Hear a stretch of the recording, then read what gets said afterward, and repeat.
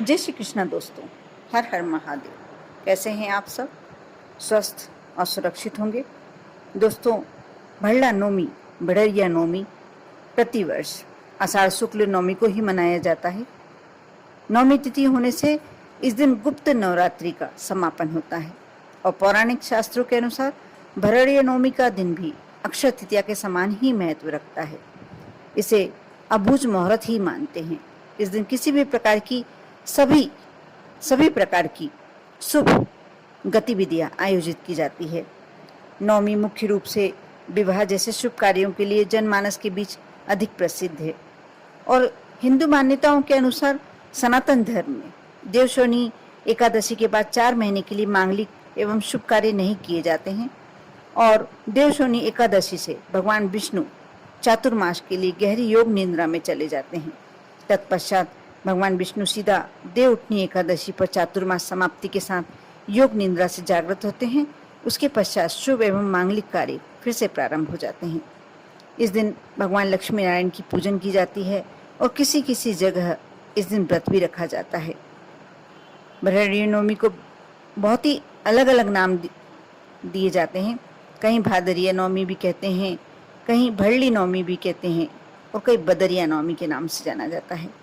वैसे भारत के दूसरे कई हिस्सों में इसे दूसरे रूपों में मनाया जाता है। कहीं कहीं आषाढ़ शुक्ल नवमी का बहुत महत्व होता है, जैसे उत्तर भारत में। वहाँ इस तिथि को विवाह बंधन के लिए अबूझ मुहूर्त का दिन माना जाता है। अबूझ यानी जिन लोगों के विवाह के लिए कोई मुहूर्त नहीं निकलता, उनका विवाह यदि इस दिन किया जाए तो उनके वैवाहिक जीवन में किसी भी प्रकार का व्यवधान नहीं आता।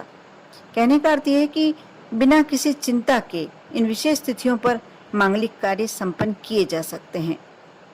यह तिथियां ऐसी होती हैं इन पर बिना पंडित की सलाह लिए शुभ कार्य किए जाते हैं। साथ ही इनमें पंचांग को देखने की जरूरत नहीं होती और बिना ज्योतिष को दिखाई मांगलिक कार्य किए जा सकते हैं। ये दिन स्वयं इतने सिद्ध होते हैं और शुभ माने जाते हैं।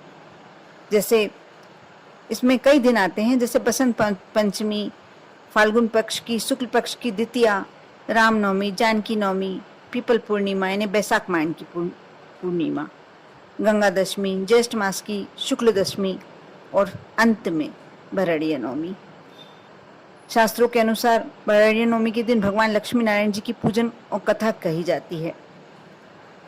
शायद आप नहीं जानते होंगे, इस दिन भरड़िया नवमी के दिन भगवान विष्णु ने लक्ष्मी जी के साथ जाकर भगवान महादेव पर, शिव जी पर 9 बिलपत्र चढ़ाए थे और 11 यानी एकादशी के दिन, देवशोनी एकादशी के दिन विष्णु भगवान को योग निद्रा में जाना था, इसलिए उन्होंने भगवान शिव को यह कार्य सौंपने के लिए अपनी तरफ से विनती की थी।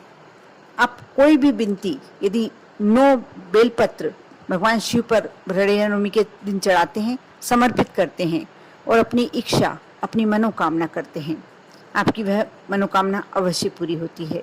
अवश्य इस इतने अच्छे मुहूर्त को, अबूझ मुहूर्त को ऐसे ही जाया ना जाने दीजिए।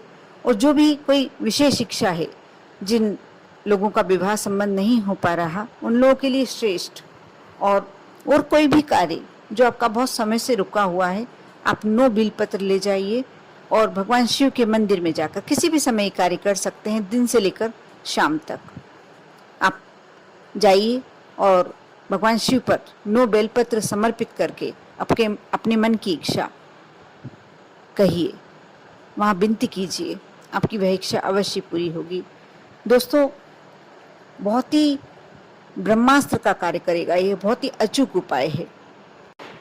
देखने में तो, ये सुनने में तो बहुत छोटा सा उपाय लगता है, लेकिन बहुत ही कारगर है। अवश्य करें और अपने जीवन को सहज बनाएं। कोई बहुत लंबे समय से कोई मनोकामना अटकी हुई है, आपकी वह मनोकामना अवश्य पूरी होगी। कर देखें, विश्वास रखें, श्रद्धा बनाए रखें। ओम नमः शिवाय।